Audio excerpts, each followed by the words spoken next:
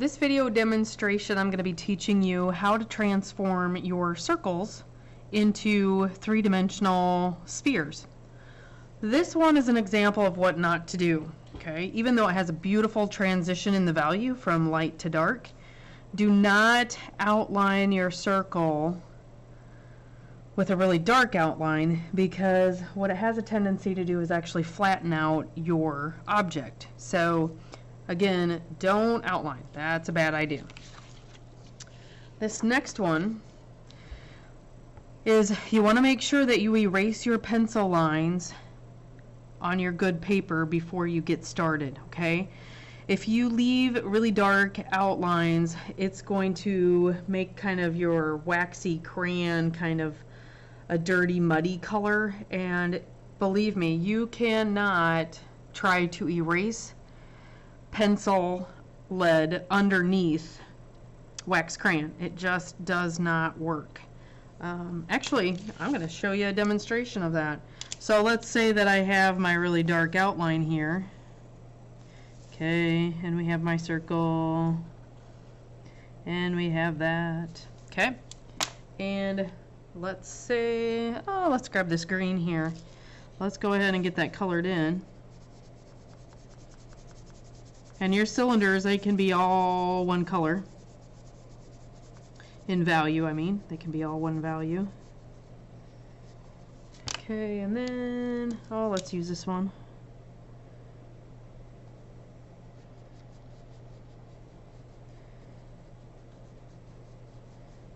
Okay, so let's pretend I get my circle finished there.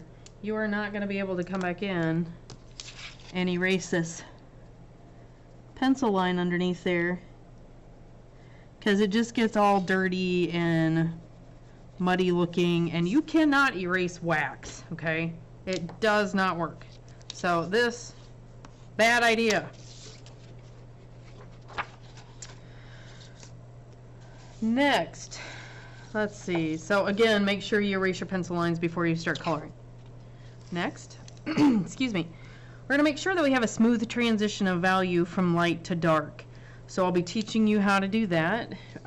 We also want to be coloring your image so that it is darker in value kind of along a curve, this arch, and then it's going to gradually get lighter and lighter as it works its way across the sphere. Another good thing to have is a high contrast of value within each shape. So high contrast means a big difference between light value and dark value. Okay, so we want to see that real high contrast.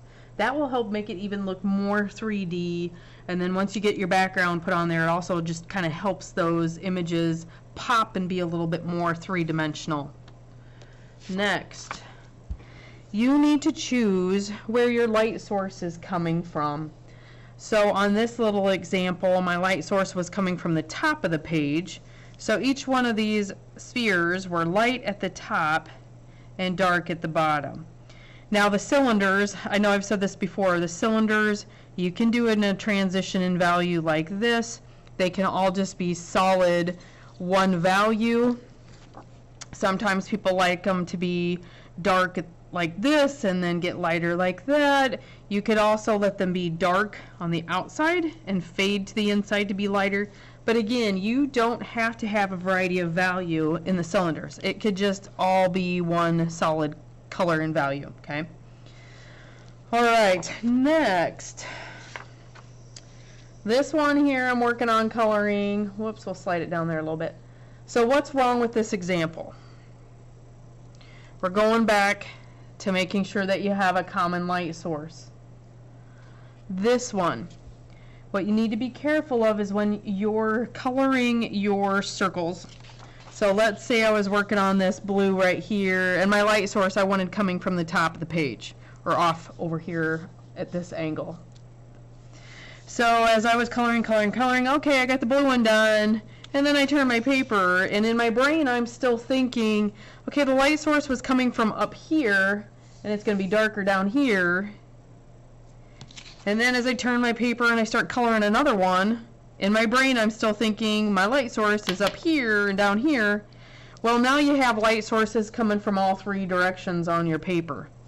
And that's an example of what not to do, okay? This does not have a common light source. Everything else is really nice with it, smooth transition in value.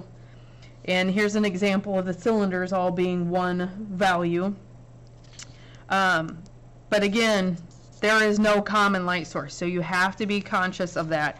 One thing that students have found helpful is on their paper, they would write in pencil or put a little star on the edge of their paper where they want the light source to come from. So no matter which way they have their paper turned, they find that star and they're like, yep, that's my light source. And then when they color the background, they just erase it. Okay. So now here, this example here has so many things wrong with it, okay? What are they? First of all, here's that pencil outline. Remember to erase your pencil outline so that you can barely see it. Use that great big vinyl eraser, okay? The other thing, notice this sphere is kind of divided up into light, medium, and dark, okay? Again, you are going to create a flat surface if you do it like that. You've got to apply your crayons in kind of this arch and many, many, many layers so it gradually gets lighter, okay? So it's colored straight across instead of an arch. The other thing is you need to be careful of when you overlap, it could get a little bit too dark in those areas. So if that happens, you need to go back through and kind of slow down and color in those other areas. This here, this tended to get a little bit scribbly. You can see how the directions were changed as the person was coloring, and again, the pencil outlines, okay? So just about everything went wrong with this example, okay? Great example of what not to do. Okay, so you might want to practice. Everybody here in the classroom practiced. Hopefully you'll be able to find yourself a wide variety of lids. You could use yogurt lids, Cool Whip container lids, bowls out of your kitchen cupboard, maybe some small saucer or plates or something like that. So you're going to have to go on a little scavenger hunt around your house to find what you need to trace. Just giving yourself a nice variety of circles, okay? So on your piece of paper, lay your lids down and trace around them. Then, now, I'll show you here. My pencil lines are still a little bit dark. I want to erase them just so that I can barely see them, okay?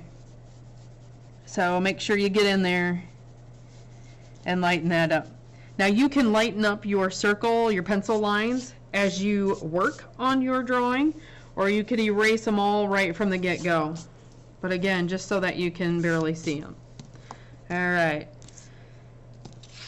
So what I like to do, and this is just how I color, I will take my crayon and with a very, very light touch, the crayon is barely touching that paper surface, and I don't have hardly any pressure on it at all. I basically just have enough pressure that I'm hanging on to the crayon and keeping it in my hand, okay? And as you color, you want to try to get it so that you don't see the directional change of your layers, okay? So through the magic of video, I'm going to swap over to here, one that's I started working on for the value. So here I have my lightest value, and then I want my light source coming from up here. So this is where on your good paper, your big paper, you might like put a little star or something on your paper so that you always remember there's where my light source is coming from. And you can see I started applying layers of crayon in this arch, okay? So I'm going to turn my paper just so it's easier. And it's layers with maybe just a little bit more pressure, okay? And sometimes I'll color in kind of a circular motion, kind of like so. But this darkest area, I'm going to apply a little bit more pressure. because I want to get that high contrast. If I can find that little one. I'm trying to achieve that high contrast in my value. So I got to push this a little bit darker.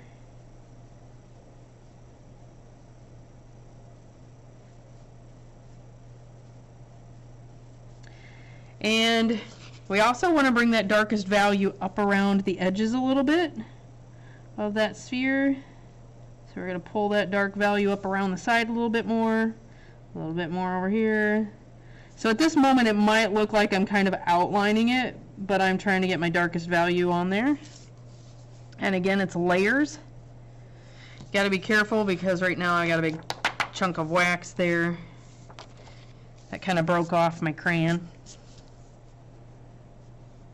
And then it's layers, and again, I'm coloring in kind of this arch curve, and I'm trying to transition my values. So it's just kind of like how we learned when we were value shading with a graphite pencil, when we were shading value with the colored pencils, okay? So we're working on that smooth transition in value, because we don't want to see 3 different sections of light, medium, dark, okay? And we don't want them to be straight across like that. Again, that whole thing flattens out your image. So we need to make sure that you're coloring in this circular motion.